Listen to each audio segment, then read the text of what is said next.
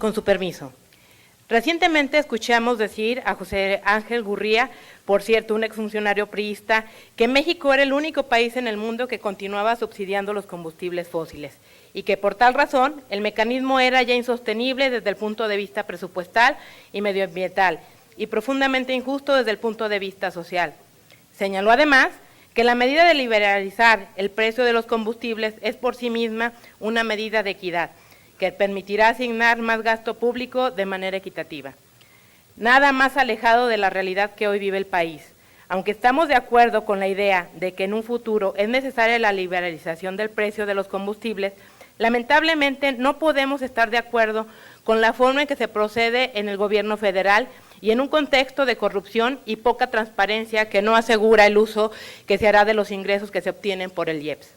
Este gobierno pasará a la historia por su incapacidad en el manejo de las finanzas públicas, aún con las reformas estructurales y por su insensibilidad con los mexicanos. Es cierto, en la administración pasada se subsidiaba la gasolina, pero en condiciones donde el precio de referencia internacional de las gasolinas era completamente diferente.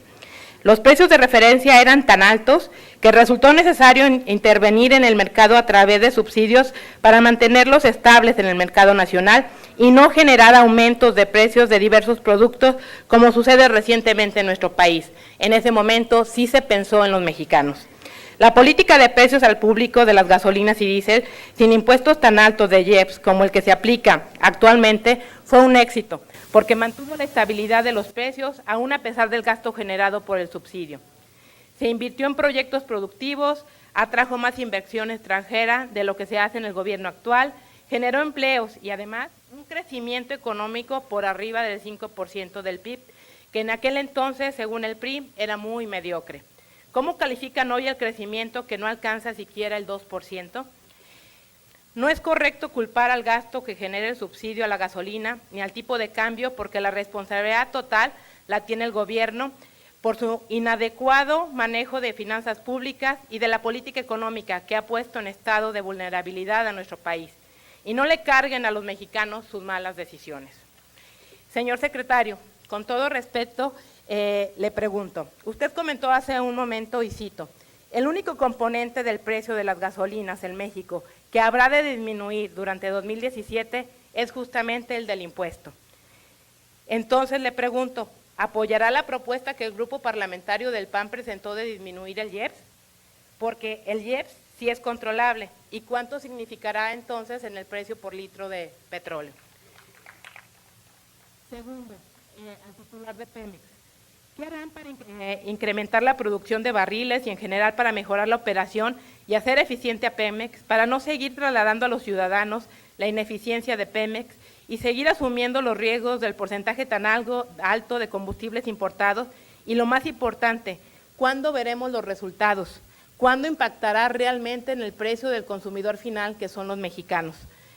También hemos hablado de que se debe luchar contra la corrupción, y yo preguntaría, ¿qué se ha hecho o qué se está haciendo contra el anterior titular de Pemex, que nos dejó un Pemex completamente en terapia intensiva? Entonces, por su atención, muchísimas gracias.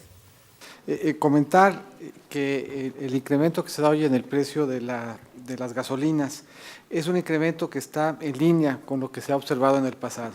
En el 2008, el incremento del precio de la gasolina fue de 9.8%, en el 2010 fue de 12.7%, en el 2011 fue de 11.1%, en el 2012 fue también de 11.1%, por lo que el ajuste en los precios de las gasolinas que hemos visto en el pasado reciente son en orden de magnitud distribuido durante el año parecido al que se está viendo ahorita, con una diferencia importante.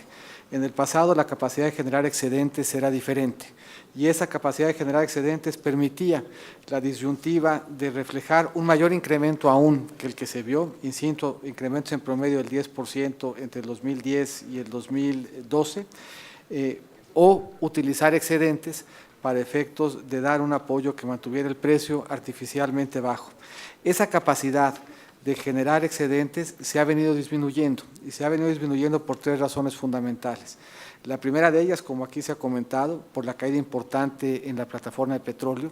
Es diferente los excedentes que se pueden generar cuando la plataforma es de 2.7 que cuando es de 1.9, por la diferencia reducida entre el precio de petróleo presupuestado y el observado. La mezcla en el presupuesto de $42 y hoy cotiza la mezcla en 44. Pongo en perspectiva la diferencia. En el 2008 se presupuestó un precio de 49 y se observó un precio de 84.4. En el 2011 se tenía un precio o se presupuestó un precio de 65.4 y se observó un precio de 101. En esos 2 años el margen que se tenía era de $35 por precio de barril sobre la base además de una plataforma superior. Con un elemento adicional, entonces México era el 9º consumidor per cápita de gasolinas y hoy es el 4º. Eso quiere decir que la capacidad que se tenía de acomodar el incremento en el costo de los combustibles por la vía de una reducción mayor que la que ya se dio, que fue una reducción de poco más de $1 en el impuesto especial de producción y servicios, implicaría comprometer recursos por arriba ya de los excedentes y, por lo tanto, nos llevaría a hacer recortes que pudieran ser importantes. Es difícil hacer una evaluación en materia tributaria si no conoce uno específicamente los espacios que habrán de recortarse. Este año nosotros habremos, respecto al año pasado, de hacer recortes de más de 36,000 millones, 35,000 millones de pesos en nuestro gasto operativo y de 10% en todo lo que gastamos en la nómina de los mandos superiores de las diferentes secretarías. Una evaluación ponderada implicaría, en consecuencia, pues revisar igualmente cuáles son los rubros de ajuste que habrían de realizarse y ponderar cuál sería el impacto en la sociedad de esos ajustes. La reducción que ya se hizo en el IEPS, la reducción que el presidente, por la vía del estímulo fiscal de poco más de $1, decretó a finales del año para estar en vigor esta, es la que podíamos hacer sin poner en peligro el presupuesto aquí aprobado y los programas en él contenidos.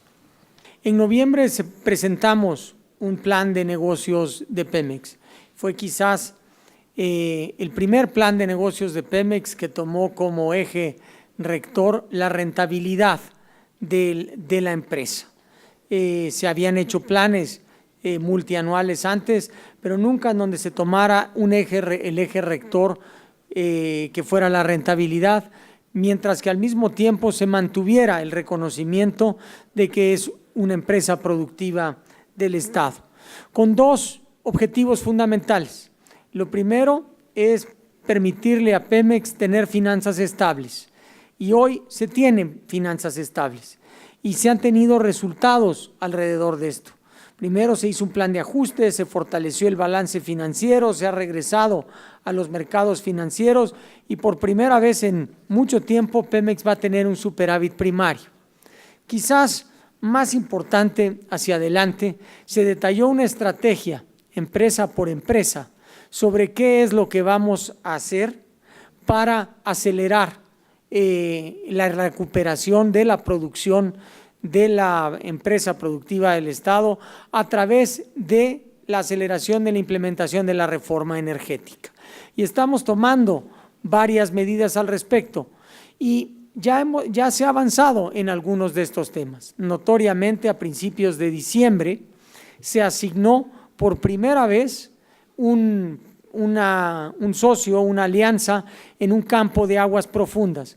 Y esto es interesante porque sin la reforma energética, los recursos financieros y tecnológicos necesarios para desarrollar este campo no se hubiesen podido llevar a cabo por Pemex solo. Sin embargo, con la reforma energética, este proyecto que implica una inversión de 11,000 millones de dólares se va a llevar a cabo. Asimismo, Pemex, junto con otro socio, participó por primera vez en su historia en obtener un campo como parte de las licitaciones que hizo la Secretaría de Energía a través de la Comisión Nacional de Hidrocarburos.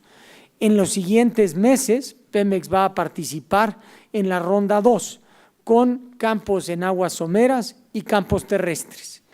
Así que a través de las alianzas vamos a poder aumentar considerablemente nuestra inversión y nuestra producción de petróleo. También, como ya he repetido en varias veces, a través de alianzas y a través de un aumento significativo en el mantenimiento y la inversión en las refinerías, esperamos regresar a los niveles de procesamiento de crudo que se tuvieron en los años anteriores y sobrepasar la barrera del millón de barriles de procesamiento de crudo. En todo este proceso ha habido toda una estrategia para mejorar la transparencia y la competencia en la adquisición de bienes. Hemos reducido el porcentaje de asignaciones directas de 80 a 30% y así hemos llegado con ahorros administrativos de más de 35,000 millones de pesos. Así que a través de todas estas estrategias estamos mejorando la eficiencia y la productividad de la empresa en beneficio del país como empresa productiva del Estado. Muchas gracias.